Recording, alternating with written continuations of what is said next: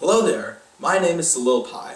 I'm a Life Scout with Boy Scout Troop 101 in Greensboro, North Carolina, and this video is part of the Cyber Eagle initiative, my Eagle project. I hope you enjoyed the video and that you take the information that you learn from it and put it into practice. Oh wow, I love my new job working with the Department of Homeland Security. What's this? An email regarding a promotion from the boss? Yes! Just have to click this link to fill out a form? Uh-oh. Why does it show a creepy skeleton and say you've been hacked? Thanks for all of your work info, you idiot. Now the United States will fall because you've allowed us to gain access to the classified info, haha. It was at this moment that he knew. He screwed up. Oh no! I've been hacked! I'm going to get fired! Ah! Do you want this to happen to you? Probably not. In our rapidly changing society, computers are becoming more and more useful, whether it's for playing video games or for filing taxes. However, with changing society comes changing criminals, those who seek to exploit others, whether it's emptying your bank account or ruining your lives. Computers are becoming more important in the workplace as well, for communication, filling out documents, or storing files. Today, we're going to teach you how to avoid getting hit by hackers in the workplace, as well as how to prevent you from getting fired for it. Let's rewind a couple seconds and prevent the new guy from getting hacked.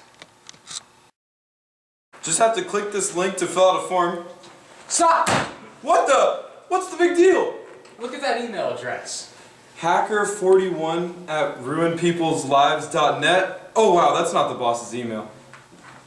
See what I'm saying? You need to be more careful, especially since this is your work account. If an email looks sketchy or the email address it's from looks suspicious, just delete it. Better safe than sorry.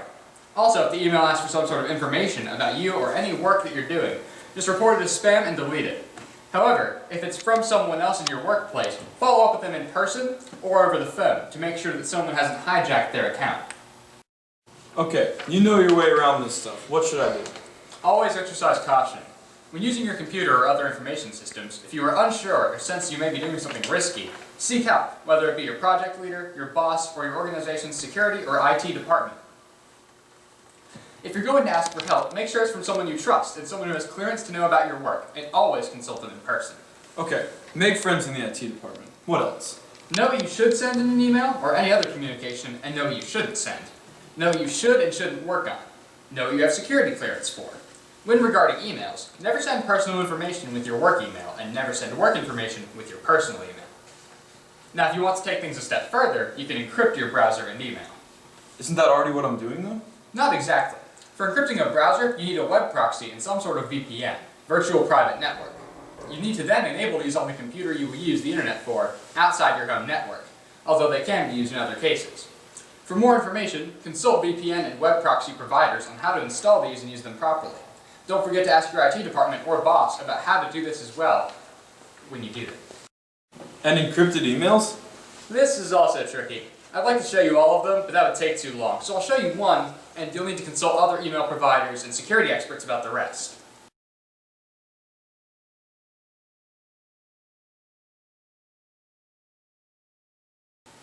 There are also email encryption systems that you can use to add on to your email. These are third-party systems, so watch your step when acquiring them. Is it because some of the ones advertised are illegitimate? That and the system could be plain ineffective. Now keep in mind, email encryption is only helpful if the person you're sending the email to has the key, and that can be a bit of an issue.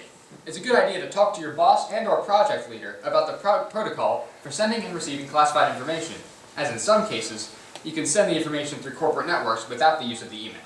Okay, what else? With every computer you have, it's good to have an anti-malware software, such as AVG, but there are hundreds of choices at the minimum. If you want extra security, which is almost certainly necessary for information of the importance that you're handling, you're going to want a firewall as well. What's the difference between the two? Picture a wall. One section has an automated gate with an ID scanner, only allowing in some people. The other section has a gate that's not as tough to enter, but it is also watched by a team of armed guards that primarily watches over what happens within the wall, putting a stop to anything dangerous or unwanted. That's the best way to differentiate between firewalls and anti-malware software, as well as identify their general roles. Firewalls block open ports through which unauthorized incoming information can enter, helping to block hackers and malicious attacks. However, a firewall can be indiscriminate of what it blocks.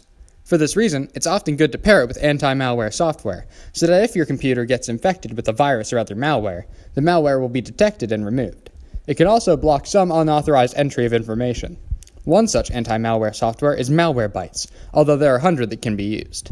Just make sure to check the company's reputation and its reviews to know which are legitimate and which are effective. Let me guess. Always purchase from the official company website or operating system's official app store.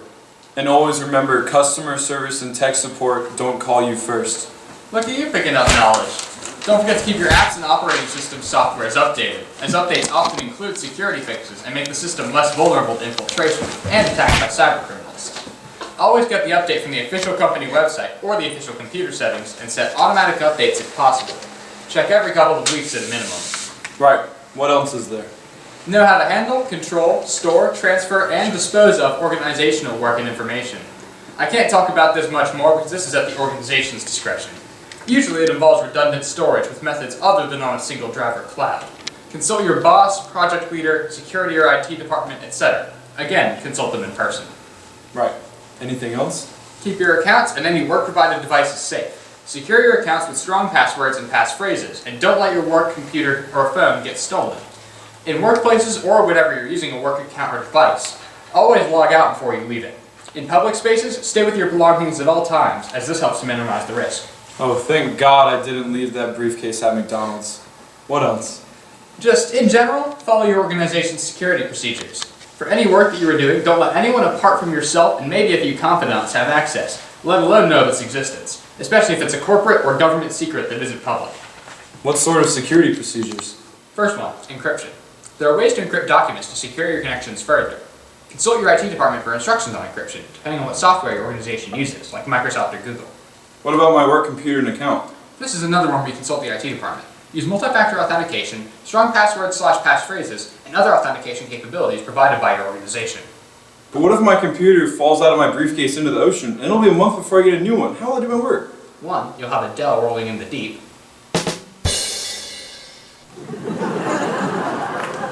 2. You should always do your work on your work device, and do your personal stuff on your personal device, and keep them as separate as possible. However, if you don't have a work device, and you have to do work on a personal device, be cautious. Know your organization's policies and practices for using personal devices for work. What if I'm working from home? Again, use your work device. But if you are using your home device, make sure that you follow your organization's cybersecurity procedures. And as for your Wi-Fi, there are many things you can do to make sure your Wi-Fi is more secure, such as hiding your network, changing the SSID to something that is easy for you to remember but doesn't connect directly back to you, like your address or your name, a strong password/passphrase, and at least a security protection level of WPA 2 to 3. 3 is best. If necessary, consult your network/internet provider for instructions on how to do this. In general, make sure your connections are secure. But what if I'm traveling? Just don't get hacked while traveling. Follow your organization's security procedures for on-the-go work. Never do work on public Wi-Fi networks, such as Starbucks and airport Wi-Fi. Ask your boss and IT department about how to secure your work when on the go. It's often good to use cellular data over public networks, and the use of a VPN serves as extra security, covering up your digital tracks and real-time location. For wireless hotspots, change the name of it so that it can't directly trace back to you. Don't make it your name, phone number, etc. Of course, enable a strong password/passphrase. What about the usage of public computers, such as hotel business centers? Don't use those for work, ever. Those are unsecured and it's easy for a camping thief or hacker to steal your information. Never enter your personal or business information into a business center. If you need to print something, be cautious about the information you enter and be extremely minimal. For airline tickets, for example, when checking in, you don't even need to enter your name sometimes. Otherwise, just get to the airport early and check in and print your ticket, as that's significantly safer. Last question. What if something happens despite all my efforts? Then, know your organization's security incident reporting policy, as well as who to contact if such a situation arises. Again, consult your boss and IT department. In person, right? Well, you've learned at least one thing today. Yes, we made it! Oh, We're done! We made it! We made it! We made it! We made it! We made it! We made it! We made it! We made it! Holy moly, we made it. Okay, wait, hold on, wait. There's children breaking up. Can we watch that whole I'll recording say back? I will say the last sentence again, so that Was it just the last brings in sentence? that audio. Was it just the last sentence? It was just the last I- But can we watch that whole recording? Hang on.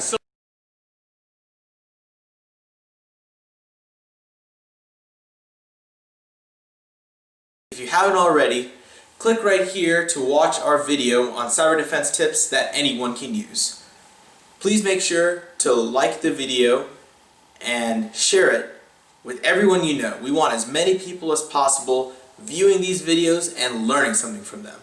Once again, thank you so much for watching and hope you have a great day.